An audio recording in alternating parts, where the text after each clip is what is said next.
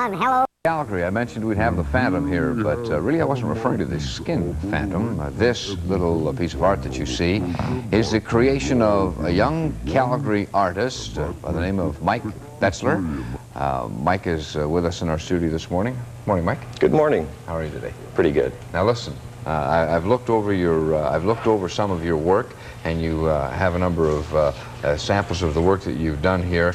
You actually have gone out and developed comic books that you have printed, then you sell them on the streets of Calgary. This is a tough way to make a living. Well, I don't really use it to make a living. It's mostly just to promote myself. When I read early in my cartooning career, I read a book on how to cartoon, and one of the pieces of advice that the author had was to find an extracurricular activity to keep you in shape and to keep you from becoming a weird little man in a weird little room, which is what you can become if you're a cartoonist.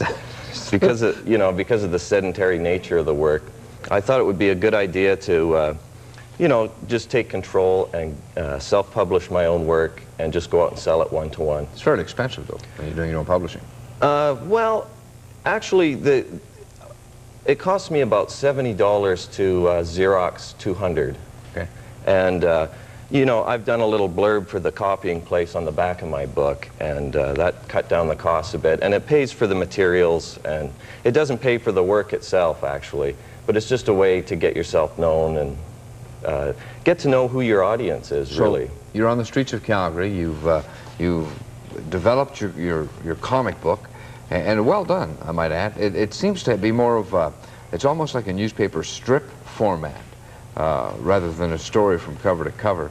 On what I read, I might have got pieces of different comic books, but you have a great imagination and a good sense of humor, and I like that. You got kind of a weird mind. I think maybe you've been spending a little too much time over the easel, but you take your book and you sell it on a one-to-one basis on the street. So you walk up to a guy and say, "You want to buy a comic book, pal?" Is that basically how it works? Well, basically, I've honed my sales pitch over the years, and it's sort of a thing where I look at and I try and read people, and I guess I'm sort of prejudiced because I try and pick out people that I think look like they might be hip or something, and I think only hip people would buy my comic book. Right. So I would just walk up to them and say, "Hi, I'm local cartoonist Michael Betzler, and I'm just out promoting my latest compilation of strips, Scotty the Dropout, for $1. It's 12 pages of scintillating yet wholesome cartoon excitement." Right. Sounds like sounds like a good approach. Now, how'd you develop Scotty the Dropout?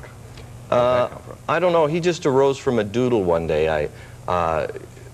I was just scribbling, and I came up with that tooth-headed shape, and I don't know. He just seems to be the quintessential anti-hero for today's youth. He's like somebody who has a lot of misbegotten plans. His ideas never seem to work out. It's not autobiographical in any way, but he's a funny guy. I'll tell you one thing, he's got a good sense of humor, but he seems to be like almost a Charlie Brown syndrome. He's victimized all the time. Yeah. He's actually, when I've tried to sell this on the street, I've seen people who look a lot like Scotty, and I've tried to sell them comics, but they never have any money.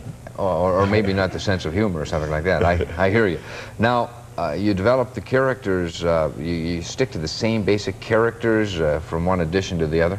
Well, actually, I intermix them all. Like, I'm working on the Skin Phantom, for instance. Durham Fleischman, he's a dermatologist who I developed. When I lived in another neighborhood, I ran him in the local community paper, and I've just developed him into sort of a superhero. Yeah. Where he's a dermatologist by day, but he's invented what's called a metamorphic replicator. He can change his hide, basically. He can become reptilian. He can turn into Velcro, as is illustrated in this picture. Well, just as a quick wrap here, does this your main ambition? Would it be ideal to get into a newspaper strip or something like that? It'd be perfect, wouldn't it? Well, it's really a hard thing to get into because most syndicates they receive about 2,000 submissions a year and only accept one. So I found that I've sent my stuff to syndicates, and a good way to get over the imminent rejection that every cartoonist faces is to go out and self-publish your own work and sell it. Well, I admire your entrepreneurship, and I wish you the very best of luck. I'll be watching now. I'll watch for you and maybe pick up a couple of editions off you. And I thank you for coming on our program this morning. Thanks for having me, Jim. Mike Betzler is a local artist. Mike Betzler, excuse me, a local artist and cartoonist, and sells his comic books on the streets of Calgary. Hello Calgary returns after these messages.